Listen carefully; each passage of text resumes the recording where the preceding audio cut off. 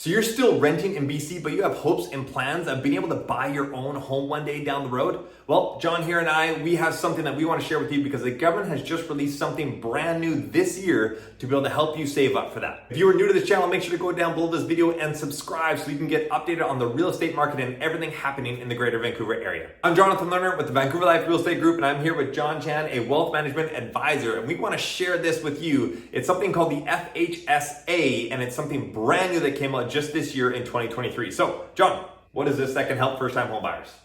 Thank you, Jonathan. And yes, you're absolutely right.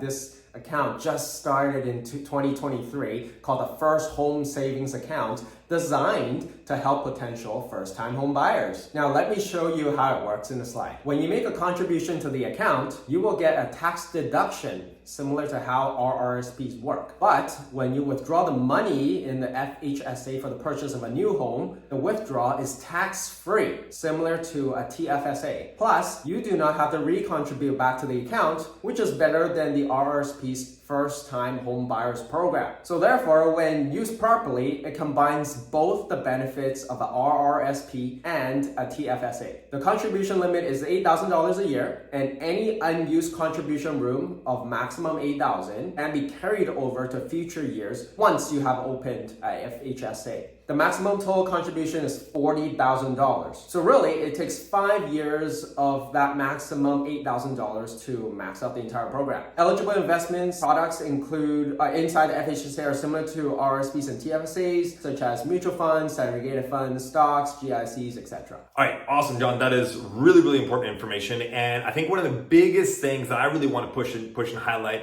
is that your maximum contribution room per year is $8,000 to a maximum of your 40 over 5 years. So that means if you want to be able to buy a home sometime in the near future, the sooner you open this account, the sooner that contribution amount opens up. So if you wait until next year, you no longer have that additional $8,000 that you might have if you open it right now, right? Yeah, definitely, Jonathan. So, that $8,000 of contribution room does not kick in immediately, unlike a RRSP or a TFSA. So for example, in 2023, you didn't do anything, you just waited it out. In 2024, you're not going to get $16,000 of contribution room. You're still only going to get the $8,000 from 2024, meaning you've basically missed out the 2023 year. So that's why, Jonathan, as you mentioned, we want to get this started as soon as possible. Open up that account, and then you have that room available immediately. And then even if you don't have even if you don't have $8,000 to put in, is put in what you can.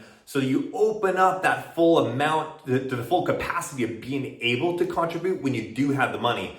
So that you go through this year, and then you go into next year where now you get another $8,000.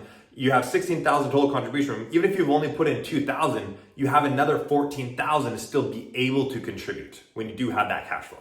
Right, Jonathan, because the unused contribution room that you did not fully use in any given year, you can carry that over to the next year, but only up to a maximum of $8,000. So that's why that $16,000, that nearly up to $16,000 you can do maybe next year, right? If you're only going to make a minimum contribution this year, that's how it'll add up.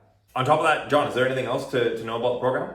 Yeah, definitely. Let me show you another slide. This account can only be kept open for 15 years. If the account owner never used the money to purchase a home for whatever reason, after 15 years, the account must be closed.